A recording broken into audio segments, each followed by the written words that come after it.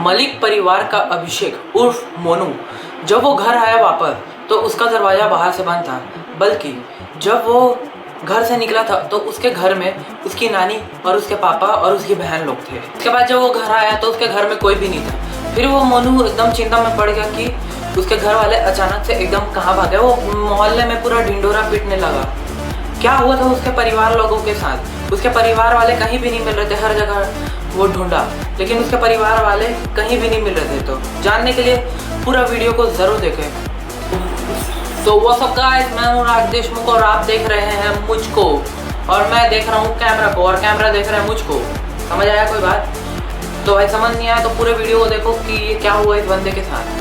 पूरा वीडियो के बाद आपको लाइक करो, सब्सक्राइब करो और अपने भाई को सपोर्ट करो। यार अपने भाई को सपोर्ट नहीं करो, इतने मेहनत से मैं वीडियो बना रहा हूँ। यार अपने भाई को सपोर्ट करो और लाइक और फॉलो करो। और ये लड़के के साथ क्या हुआ, चलो चालू करते हैं बिना किसी वक्त चोरी के। मोनू कहीं बाहर गया हुआ था। जब वो घर आया तो घर का दरवाज़ा जो है वो बाहर से बंद था। जब वो घर से निकला था तो उसके घर में पापा मम्मी भाई बहन सब मौजूद थे।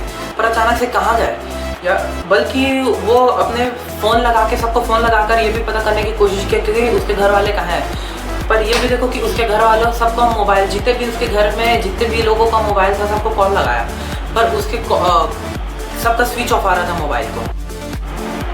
फिर मोनू एकदम घबरा गया कि उसके घर वाले कहाँ गए। फिर मोनू ने घबरा कर एकदम मोहल्ले में शोर मचाना चालू कर दिया। उसके बाद अपने मामा को उसने कॉल किया और मोहल्ले में रहने वाले काका और चाचा, मामा बस जो भी है सबको उसने सबको इन्फॉर्म किया कि मेरे घर वाले कहाँ गए। सबसे पूछताछ करने लगा। फिर उन लोगों को कुछ भी नहीं पता था कि कहाँ गए। फिर मलिक परिवार के घर वालों के दरवाजे पे सबका भीड़ जमना चालू हो गया।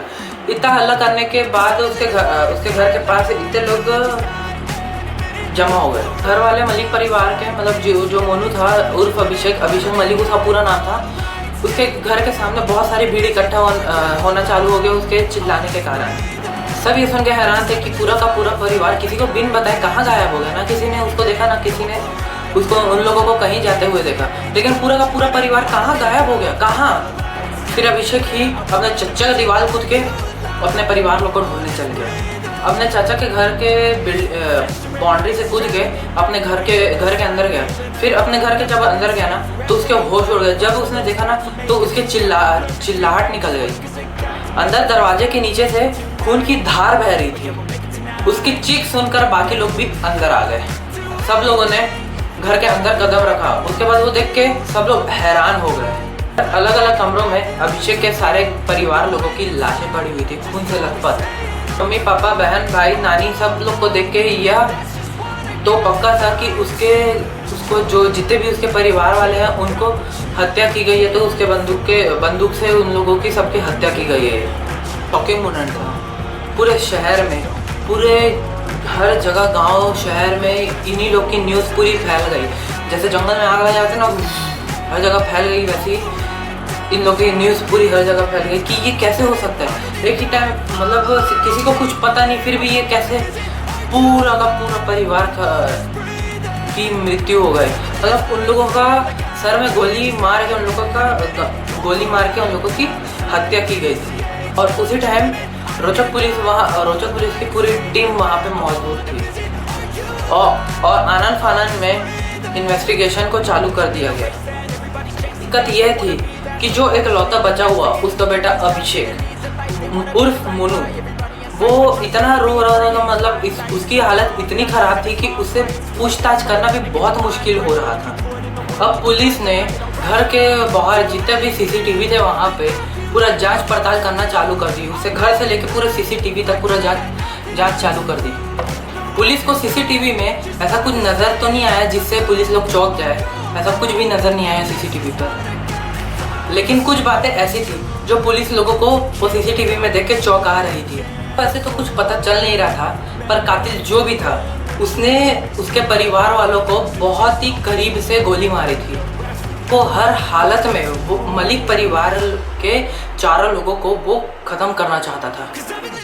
पर सवाल ये था कि वो जो मलिक परिवार का वो जो बेटा था अभिषेक, वो लौता ही क्यों बचा? उस कातिल ने उसे क्यों नहीं मारा? वही एक लौता इंसान था जो वो परिवार में बचा हुआ था। फिर उसकी जान, वो घर में नहीं था इसलिए उसकी जान बच गई। कुछ भी हो सकता है। तो ये इत्तेफाक था कि साजिश। पता करते आगे। मलिक प्रॉपर्टी डीलर था। पुलिस को एक बार ये शक हुआ कि वो प्रॉपर्टी डीलर था, तो हो सकता है कि प्रॉपर्टी के नाम पे कोई झगड़ा हुआ हो या उसके प्रॉपर्टी के नाम पे कोई खून खराबा कर दिया गया हो। लेकिन सवाल ये था कि वो 17 साल की उसकी बहन तमन्ना और उसकी नानी को उसने क्यों मारा। और सवाल ये भी बहुत बड़ा था कि कातिल ने जब उसे मारा तो उसको दरवाज़ा बाहर से लगाने की क्यों ज़रूरत पड़ी। क्या वजह थी कि उसने बाहर से दरवाज़ा लगाया। सवाल ये भी था कि कातिल को कैसे पता था कि घर की चाबी कहाँ रखी है, कहाँ पे रखी है, जिससे उसको चाबी मिला, मतलब जिसने जब ताला लगाया उसने। शक ये भी हो रहा है कि कहीं ये परिवार के इनसाइडर, मतलब परिवार के कोई रिश्तेदारों का तो ये इसमें हाथ नहीं था। पुलिस को इन सारे सवालों का जवाब ढूंढना था। फिर पुलिस अभिषेक का शांत होने का इंतजार करने लगी।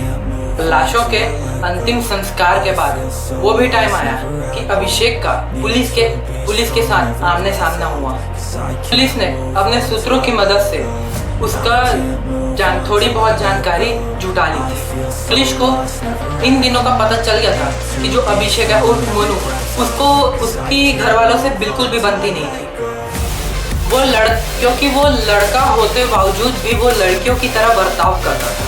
और यही बातों को लेकर अक्सर अभिषेक और उसके घर वालों के लड़ाई होते रहती थी। और अभिषेक की नानी, उन लोग का जो भी ये मसला था उसको ठीक करने के लिए उसकी नानी घर पे आई हुई थी। इतनी सी बात पूरे परिवार की कत्ल होने की वजह हो सकती थी। सोचने की बात है। जब पुलिस ने पूछताछ की तो अभिषेक ने एक बात कबूली कि वो एक गे है। उसने गे होने का बात को कबूल कर लिया पुलिस के सामने।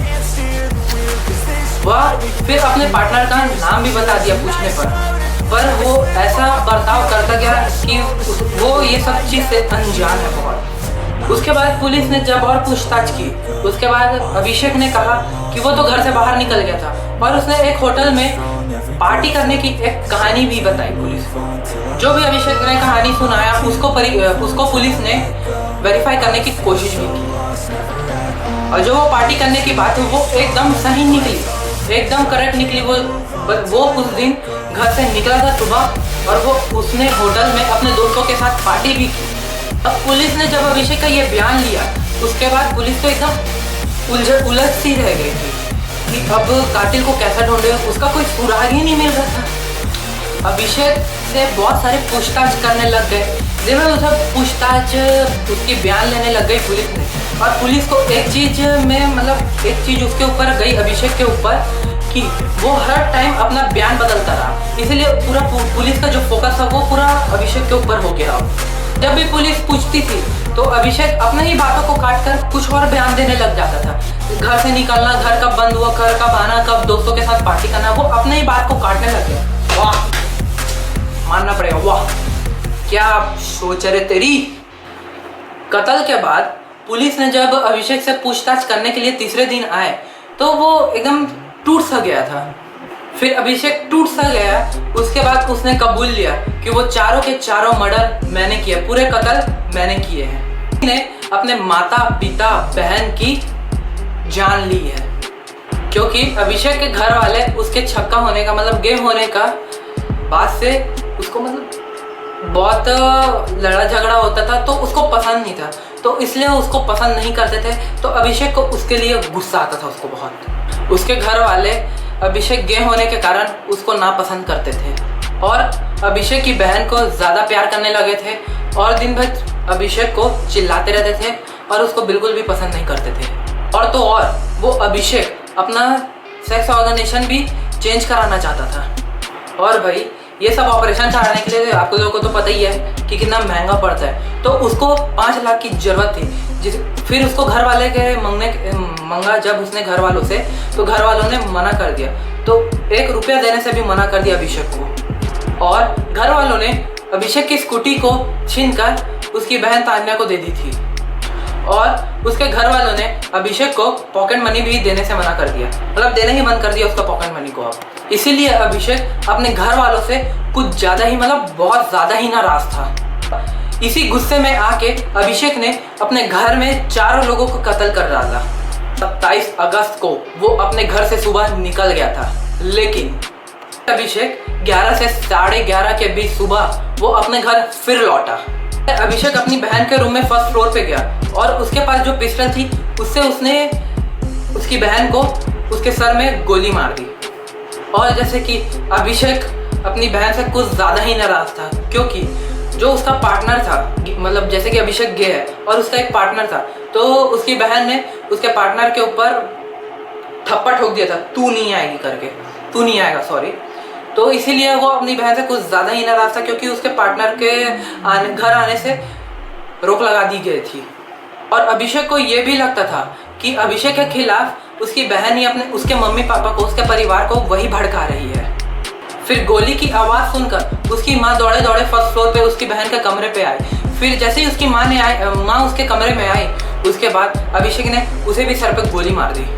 उसके बाद अभिषेक अपनी नानी के कमरे में गया, उसके बाद उनकी भी हत्या कर दी।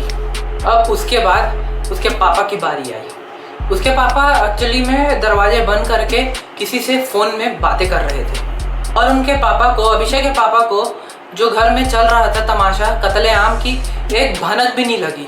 फिर अभिषेक ने अपने पापा को भी सर पे गोली मार दी। उसके बाद उसके पापा के सर में गोली लगने के बाद भी उसके पापा थोड़े से जीवित थे।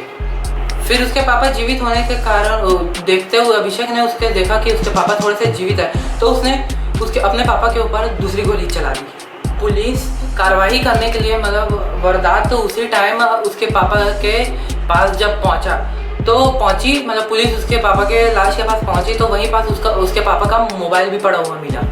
तकदीर भी देखिए, उसके पापा ने प्रदीप मलिक ने ही अपने बेटे को बंदूक चलाना सिखाया था। मौका मिलते ही अभिषेक ने अपने ही पापा के सिर में 2 गोली मार दी। कैसा बेटा है बे। सबसे हैरानी की बात तो ये है कि कत्ल करने के बाद, पूरे फैमिली के कत्ल करने के बाद, वो अपने दोस्तों के साथ होटल में पार्टी मनाने चला गया। वाह मेरे शेर वाह। पार्टी करने के बाद जब वो घर आया तो उसका एक्टिंग भी तो देखो, इतना मतलब ऐसा एक्टिंग किया कि किसी को पता भी नहीं चला। और लोगों की तो छोड़ो, पुलिस भी मतलब उलझ सी रह गई थी। पूछताछ के बाद पुलिस ने जब उससे अभिषेक से पूछताछ की तो ये पता चला कि जो ये अभिषेक है उसका पार्टनर दिल्ली में जब पढ़ने गया था, तो दिल्ली में मिला था उसका पार्टनर और उसके साथ मुलाकात हुई दिल्ली पे। और जो उसका गे पार्टनर था अभिषेक का, वो उत्तराखंड का में रहने वाला है। फिर उसके बाद उन लोगों ने मिले, एक दूसरे के साथ टाइम स्पेंड की। उसके बाद वो अपने मतलब जो उसका पार्टनर था उसके साथ रिलेशन बना लिया था, और वो अपना सेक्स चेंज कराने के बाद अपने गे पार्टनर के साथ फॉरेन शिफ्ट होना चाहता था। लेकिन घर वाले उसके गे पार्टनर और अभिषेक के बीच आ रहे थे। फिर कुछ टाइम बाद अभिषेक ने अपने पार्टनर का नाम अपने सीने में भी गोदवा लिया था। और फिर उसके घर वाले जब इस टैटू को देखा तो उसके घर वाले बहुत उसके ऊपर भड़क गए, और उसके पिता प्रदीप मलिक ने उसके बेटे की बहुत ज़्यादा उसकी पिटाई भी कर दी थी। इत्तेफाक भी देखिए, जो पिस्टल से उसने हत्या की वो पिस्टल नाजायज थी, और वो उसके पापा जो प्रदीप मलिक है वो पिस्टल को अपने पास रखते थे। किसी टाइम पे प्रदीप मलिक ने अपने बेटे अभिषेक को उस पिस्टल को चलाना भी सिखाया था, और देखो उस बेटे अभिषेक ने ही पूरे परिवार की हत्या कर दी वही पिस्टल से। नफरत की इंतकाम भी देखिए, अपने परिवार को 27 अगस्त को मारने के बाद अपने दोस्तों के साथ वो होटल में पार्टी करने चला गया। उस होटल में अपने गे पार्टनर के साथ अभिषेक ने अपने दोस्तों के साथ और अपने गे पार्टनर के साथ उस होटल में धूमधाम से पार्टी भी की, और उस पार्टी ने अभिषेक ने बहुत सारा खाने का इंतजाम भी किया, मतलब खाने के लिए ऑर्डर भी की। और देखिए ये सब होने के बावजूद अभिषेक ये सब होने के कारण अभिषेक ठीक से उसे खाया भी नहीं जा रहा था, क्योंकि बार बार उसके आंखों के सामने जो उसने कत्ल किया था वो उसके आंखों के सामने आ रहा था। अभिषेक पार्टी करने के बाद 2 घंटे बाद, मतलब करीब 2 बजे, दोपहर के 2 बजे अपने घर लौटा, और उसके बाद उसका घर बंद होने और घर में शांत होने, कहाँ गायब हो गए, ये सब का ड्रामा रचना चालू कर दिया सबके सामने। और उसके बाद ना लोगों की नज़र में, ना किसी के नज़र ना आने के कारण उसने खुद पुलिस को कॉल भी नहीं किया। जब उसके रिश्तेदार सब इकट्ठा हुए तो उसके मामा वहाँ मौजूद थे, तो अभिषेक ने अपने मामा को पुलिस को कॉल करने के लिए कहा। उसके बाद ये सब पुलिस सब पता चला, उसके बाद सब इतने शौक है ना कि ये बंदा ऐसा भी कर सकता है। अब क्या फ़ायदा भाई कर रहे हैं वहाँ। तो भाई अपने भाई को इस कहानी, आपको ये वीडियो कैसा लगा, आप बिल्कुल भी ये चीज़ ना करें और अपने परिवार के साथ हंसते खेलते रहें, किसी और के लिए अपने परिवार को जान से ना मारें। तो यार अपने भाई को सपोर्ट करो, लाइक करो, सब्सक्राइब करो, और ऐसे ही आप लोग के लिए अच्छा वीडियो लाते रहेंगे। तो तब तक के लिए बाय बाय। अपने भाई को और जो भी यार सपोर्ट करो यार, आप लोग की सपोर्ट की बहुत ज़्यादा ज़रूरत है। अपने भाई को और अपने भाई को सपोर्ट करो यार प्लीज़।